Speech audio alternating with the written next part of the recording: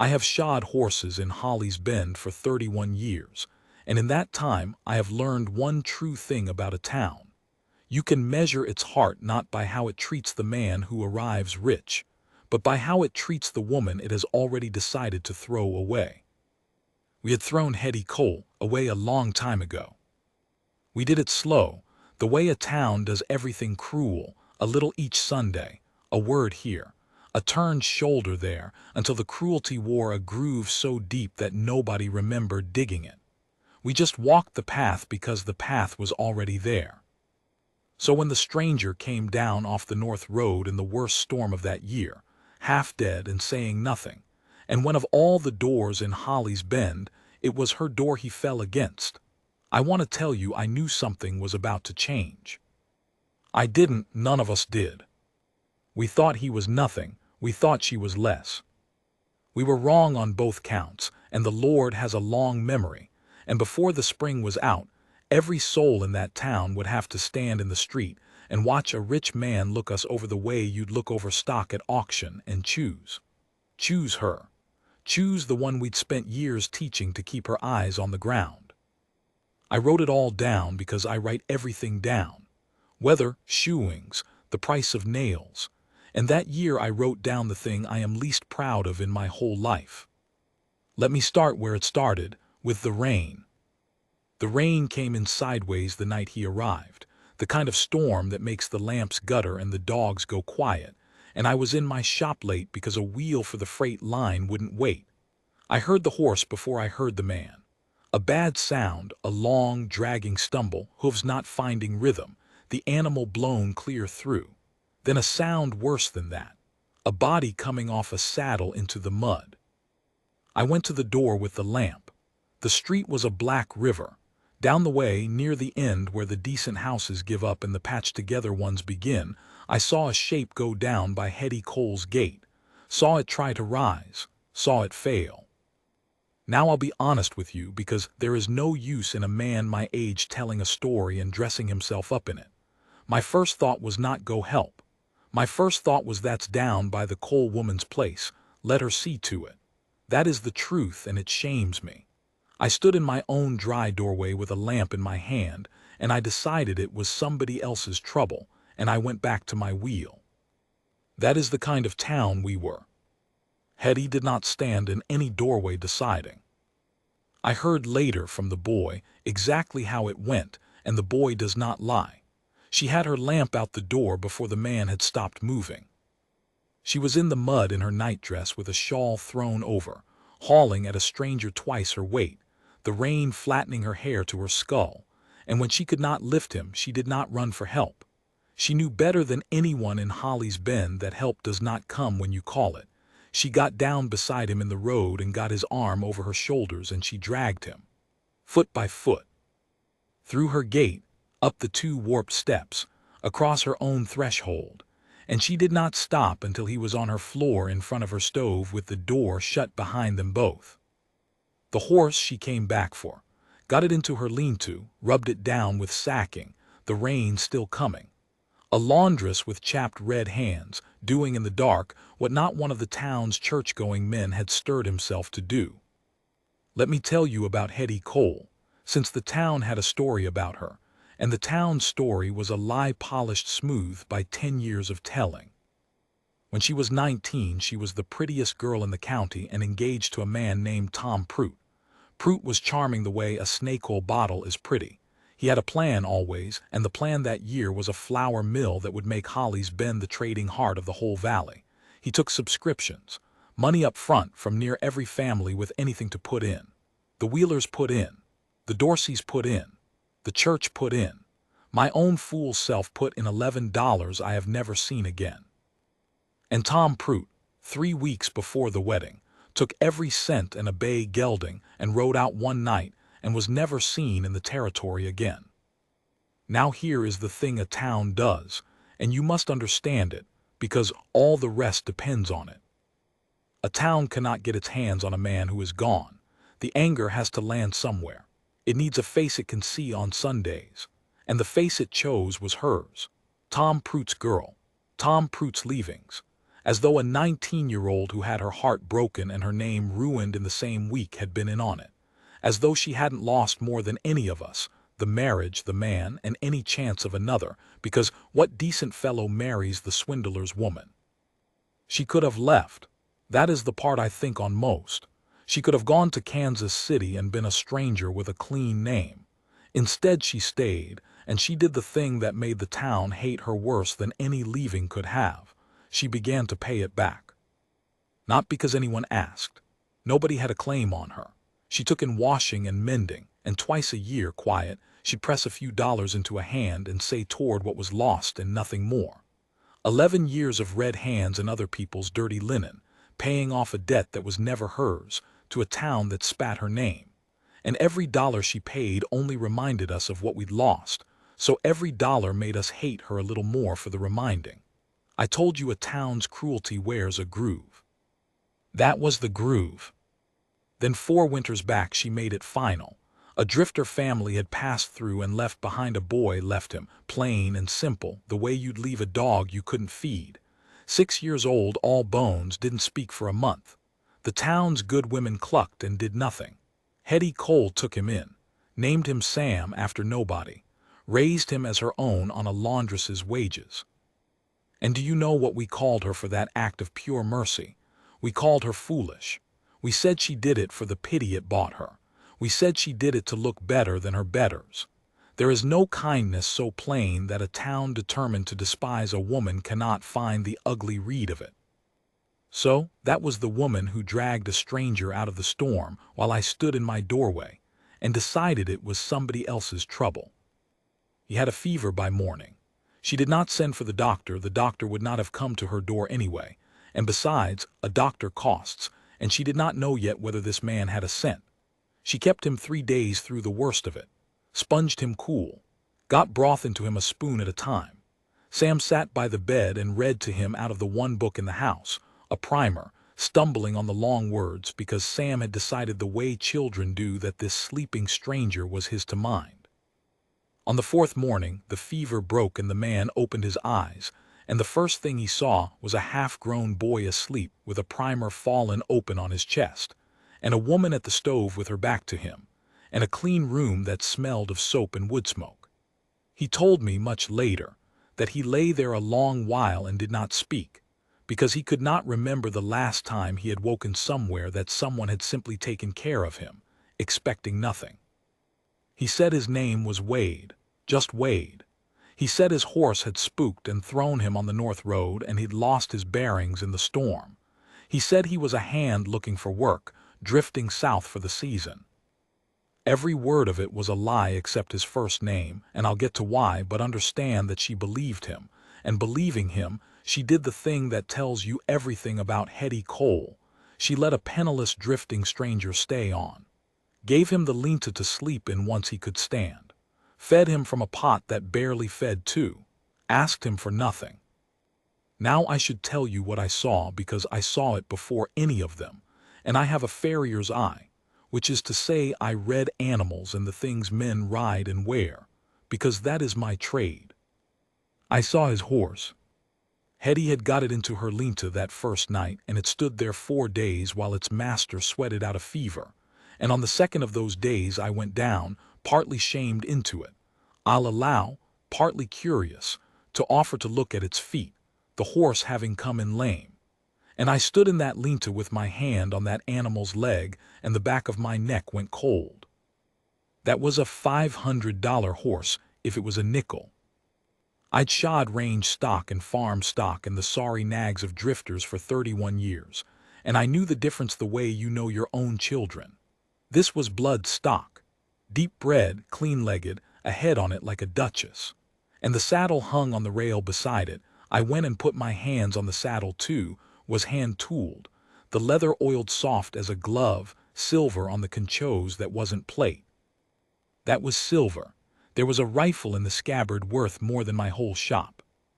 A drifting hand looking for season work does not ride a $500 horse on a silver-mounted saddle. I stood in Hetty Cole's lean-to in the wet gray light with my heart going like a drum, and I understood 2 things at once. The first was that the man asleep in that house was not what he said he was, not by a country mile. The second thing I understood I did not have a name for yet, but I felt it, the way you feel the air change before a hailstorm. I did not tell Hetty. I want that on the record for whatever it buys me. I told no one. Some mean little part of me wanted to see what would happen, wanted to watch the town that had wrung that woman dry for 11 years find out it had been spitting in the path of something it didn't understand. I put the horse's feet right. I oiled the saddle a touch more out of pure reverence, and I went home and I opened my ledger, and under the day's shoeings and the price of nails I wrote one line, which I will copy here exactly as I wrote it. The coal woman has taken in a stranger who rides like a poor man and is shod like a king. God help this town when it finds out which one he is. I underlined it twice. I do not, as a rule, underline. Across the rest of that week, the man called Wade got his strength back, and instead of moving on the way a drifter would, he stayed, and he made himself useful in ways that began to trouble me, because they were not the ways of a hand. A hand mends a fence. This man stood in the road of an evening and watched the town, watched who tipped a hat and who turned a shoulder, watched the grocer shave Hetty's count short and call it the price, watched the church women cross the street rather than pass her on the same boards, watched a boy of 12, a Wheeler boy, call Sam the foundling in front of his mother, and watched the mother smile. He watched the way a man watches who has come to a place to make a decision about it, and is gathering up the things he needs to decide. I have built freight wagons. I know a man taking the measure of something when I see one. And what I could not figure, what kept me up nights that week, was this. A man with a $500 horse can stay anywhere, eat anywhere, buy his way into the good graces of any house in Holly's Bend with a single honest coin.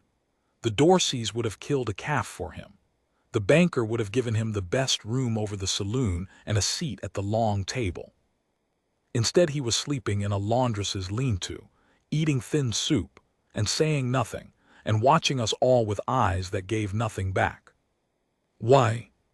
I had no answer, but I had the cold feeling in my neck, and I had my ledger, and I had 11 years of knowing how badly we had used the woman whose roof he'd chosen, of all the roofs in the valley, to lie low under. The storm that brought him was the biggest in years. The one he was about to bring was bigger. And the night I finally understood what he was doing in our town, what he had been doing all along, I sat down at my bench and could not write a word for a long while, because the shame of it had got into my hands. But that comes later. That night, the last quiet night before any of it broke, I latched my shop and stood in the dark street and looked down toward the coal place, and the one lit window in that whole patched end of town was hers. And in the yellow square of it I could see her bent over her work, and the boy at the table with his primer, and a third shape, broad-shouldered, sitting easy by the stove with his boots off, mending a bridle by lamplight as though he belonged there. As though, for the first time in 11 years, somebody had simply decided that Hetty Cole's house was a place a man might want to be. I went home.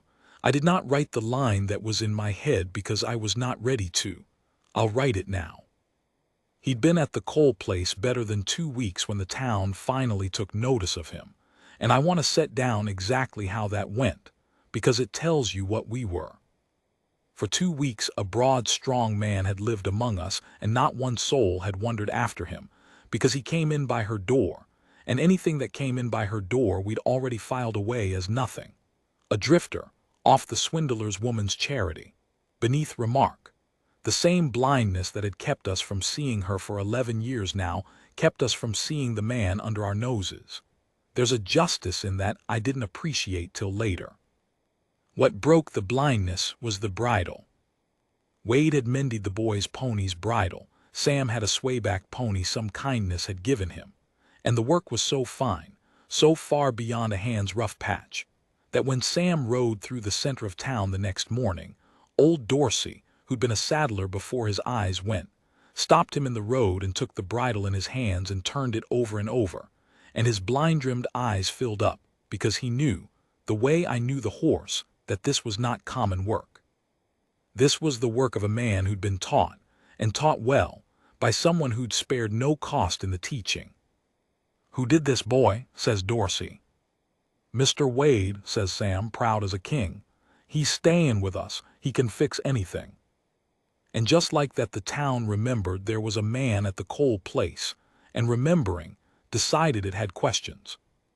The questions came as they always do in Holly's Bend, sideways, over the grocer's counter and the church rail. Who is he? Where's he from? What's a man like that doing there?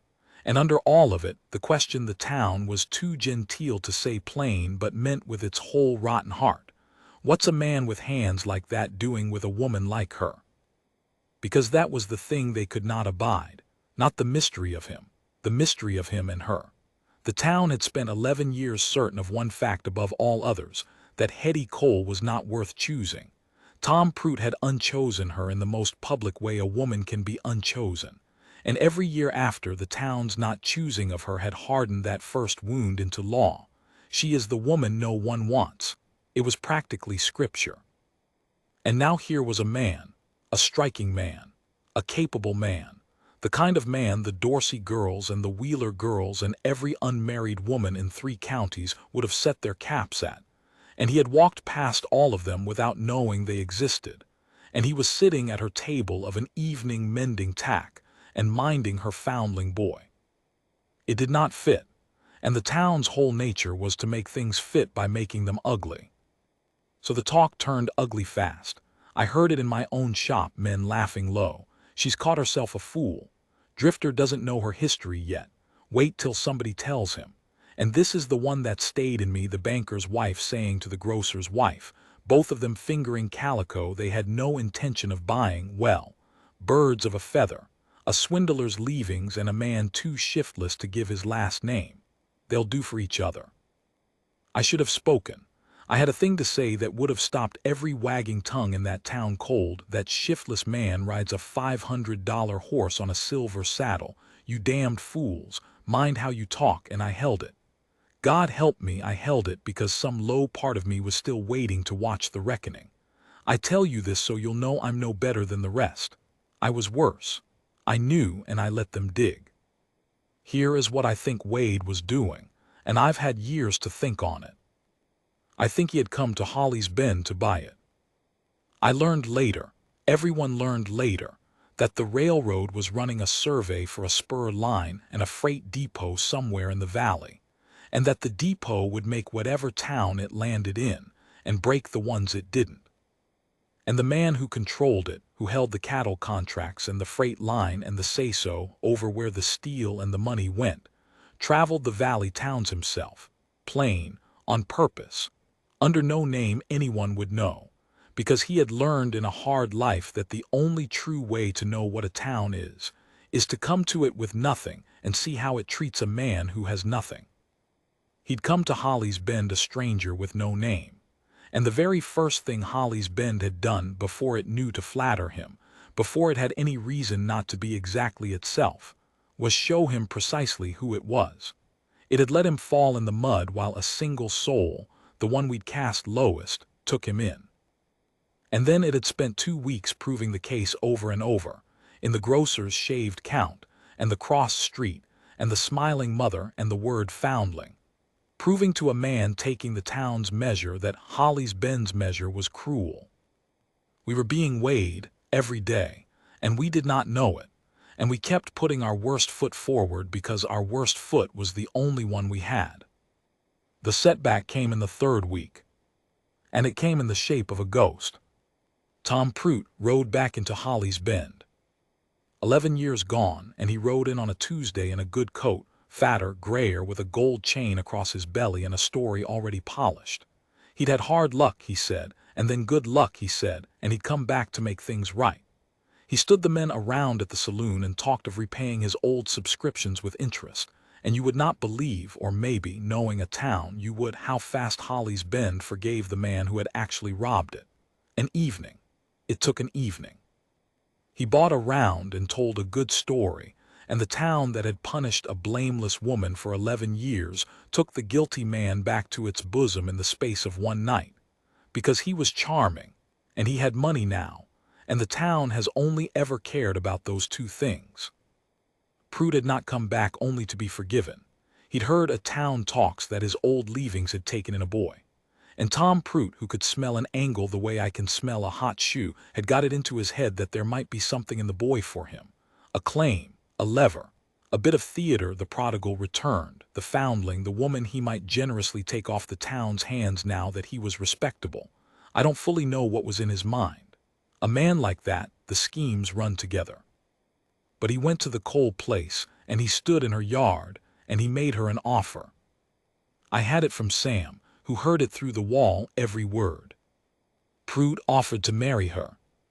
He stood in the yard of the woman whose life he had broken with his gold chain and his good coat, and he offered generously. He called it to take her and the boy both, to give her his name back, to make her respectable in the eyes of the town that he had taught to despise her.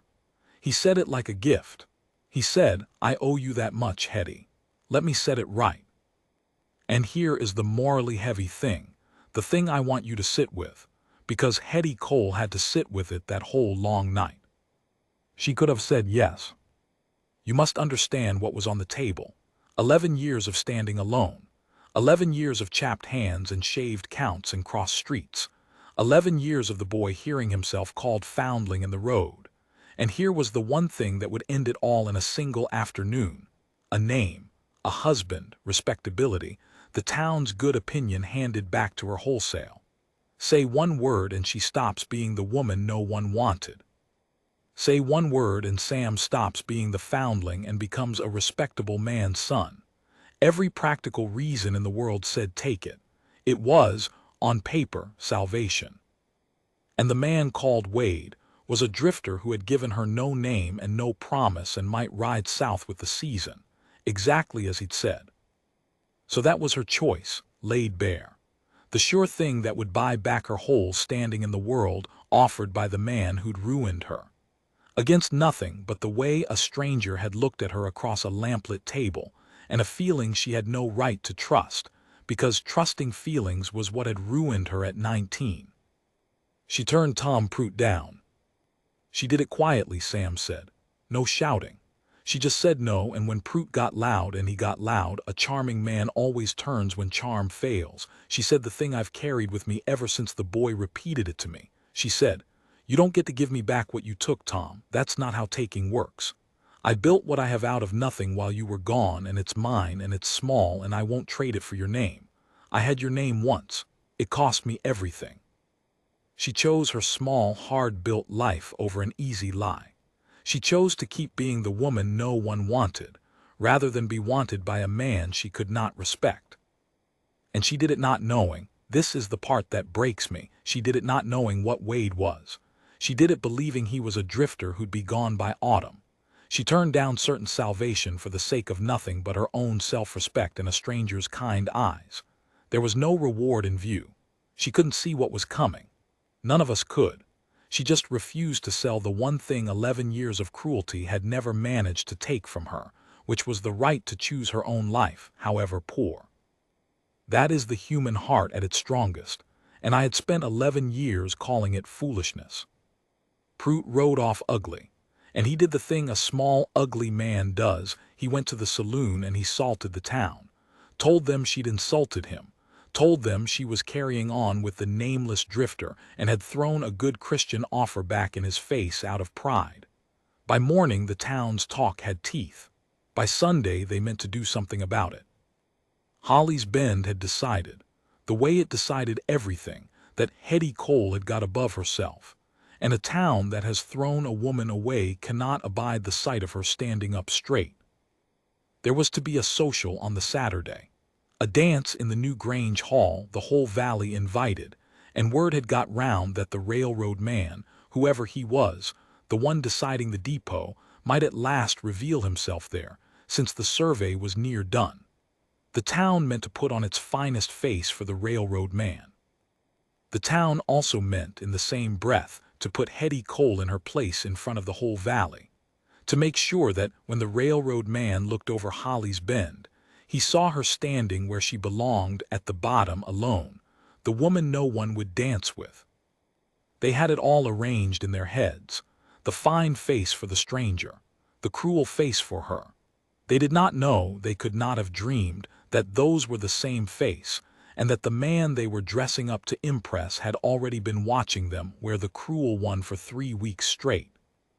The night before the social, Wade came to my shop. He'd never spoken to me before. He came in out of the dark and stood in my lamplight, and he looked at me a long moment, and then he looked at my ledger lying open on the bench, and he said, quiet, "Even, you know what I am. You've known since you looked at my horse's feet." I won't pretend I was brave. I said I'd had a notion. "You didn't tell them," he said. I said no. "Why not?" And I gave him the honest answer, because there was no lying to those eyes. I said I'd wanted to watch the town get what was coming to it. And then, because the shame had been working in me for 3 weeks, I said the rest. I said I was as bad as any of them. I said I'd stood in my own dry door the night he fell and decided his life was somebody else's trouble, and that she hadn't decided that, and that I'd carry it. He listened to all of it. Then he picked up my ledger and he read the line, the first one, "Rides like a poor man, shod like a king," and the one under it, the one about least of all me. And something in his face moved. "Tomorrow," he said, "I'm going to tell this town who I am, and I'm going to tell it what I've decided." He set the ledger down. "I'd like you there with that book. There ought to be one man in Holly's Bend who wrote down the truth before it paid." Then he was gone into the dark, and I sat at my bench a long while, and I could not write a single word, because the shame had got all the way into my hands. I have been to weddings and to funerals and to a hanging once, and I have never in my life seen a room change the way that Grange Hall changed on the Saturday. Understand the picture first. The whole valley was there in its Sunday best, lanterns strung, a fiddle going, the long tables groaning. Every family that mattered and most that didn't. The Dorseys, the Wheelers, the banker and his wife in her unbought calico now bought and sewn. And Tom Prout, returned hero, gold chain shining, holding court near the punch as though he'd never robbed a soul. The town had got itself up beautiful, all to be seen well by the railroad man, whenever he should choose to make himself known. And Hetty came. I did not think she would. After Prout's poison, after the week of teeth, I'd have laid money she'd stay home with the boy and her work and her pride. But she came, in a plain gray dress pressed sharp, with Sam scrubbed pink beside her, and she walked into that hall with her chin level, not high, not proud, just level, the way a person stands who has decided they have as much right to the air as anyone, and the room did exactly what the town had arranged for it to do. It went quiet around her. The space by the door cleared. Nobody spoke to her. The Wheeler boy said foundling not quite under his breath, and a few near him laughed, and a path opened up around Hetty and Sam the way water opens around a stone. And there she stood in the middle of all that lantern light and fiddle music, alone, exactly where 11 years had taught everyone she belonged. I watched her face. She'd known it would be like this. She'd come anyway. I have thought 100 times since on the courage that took, to walk knowing into a room you know will close against you, and to keep your chin level while it does. It is a braver thing than any I have done. And then Wade came in. He'd been gone 2 days, got his things, I learned, from where he'd cached them on the North Road, the real things. He came through the door of that Grange Hall, and there was not one soul in the valley who would have called him a drifter now. The fine coat, the boots, the bearing of a man who has never in his life had to wonder whether he'd be let in anywhere. The fiddle kept going a few bars and then stopped, string by string, as the room turned. The banker knew him. The banker went white and then red. I watched the knowing run through that hall like a grass fire. That's him. That's the railroad man. That's the one who decides. And I watched the town's whole face change in the space of 3 breaths. Watched every smile turn up brighter. Watched men straighten and women preen. Watched Tom Prout set down his punch and arrange his features into welcome. Wade Calloway, That was the whole of it, the name that ran round the room. Calloway, the cattle and freight man, the one whose say-so meant the depot, meant the spur line, meant whether Holly's Bend lived or dried up and blew away. The man the whole evening had been staged for. And he had been among them 3 weeks, sleeping in a lean-to, and they had let him fall in the mud and called the woman who saved him a swindler's leavings to his face, over and over, never knowing. You could see the calculation start. You could see the banker move toward him, hand out. You could see the Dorsey girls find their best angles. You could see Tom Prout, Tom Prout, actually take a step forward with his charming man's smile, ready to claim acquaintance, ready to be the first to welcome the great Mr. Calloway to the town he'd robbed. Wade Calloway walked past every one of them. He did not take the banker's hand. He did not glance at the Dorsey girls. He walked past Tom Prout's outstretched smile as though the man were a fence post. He walked the length of that whole hushed lantern-lit hall, through the crowd that parted for him now with respect where an hour before it had parted around her with contempt. The very same parting, you understand, the very same opening of bodies, only now it ran the other way, and he walked straight to the cleared space in the middle of the floor where Hetty Cole stood alone with her boy and her level chin, and he stopped in front of her, and he took off his hat. The whole valley watched him do it. "Ma'am," he said, loud enough to carry, "I owe you an apology, and I'm going to pay it in front of everyone because the wrong was done in front of everyone." He turned, slow, and let his eyes go round that room, and there was nothing soft in them. 3 weeks back I came into this town a stranger with nothing. I made it my business to come that way. I've found it's the only honest way to learn what a place is, to come to it poor and see who it steps over. He let that sit. This town let me fall in the road in a storm, walked its good citizens right past me, and one person in Holly's Bend opened her door. One. The one you've all spent. How long is it? He looked at Hetty. 11 years, she said quietly. 11 years, Wade said to the room, teaching each other to despise. The woman with the kindest heart in this valley, and you made a sport of her. I watched you do it. You shaved her count at the store, you crossed the street. You let your children call her boy a name in the road, and you smiled. His voice never rose, and that made it worse. I came here to decide where the depot goes, where the line comes, whose town lives. I've made my decision, and I'll tell you how I made it. I judged Holly's Bend by the one thing a town can't fake, how it treats the soul it's decided is worth nothing. And by that measure you failed, every one of you, except her. You could have heard a pin drop on that floor. I had my ledger open. My hand was shaking too bad to write. Then he turned back to Hetty, and everything in him changed. The iron went out of his voice, and something else came into it. Something I'd seen kindling for 3 weeks across a lamplit table and had not let myself name. "I'm not going to stand here and offer you the town's good opinion," he said. "I know what that's worth to you. You turned down better-dressed lies than any I could tell." A few people glanced at Prout. Word of the rejected offer had got around, and the gold chain didn't shine so bright now. "And I'm not going to pretend 3 weeks is long enough to ask you what I want to ask you, so I won't ask it tonight. I'll just say it plain in front of all of them so there's no mistaking it, so this town has to hear it." He stopped. The fiddle player somewhere had tears running down into his beard.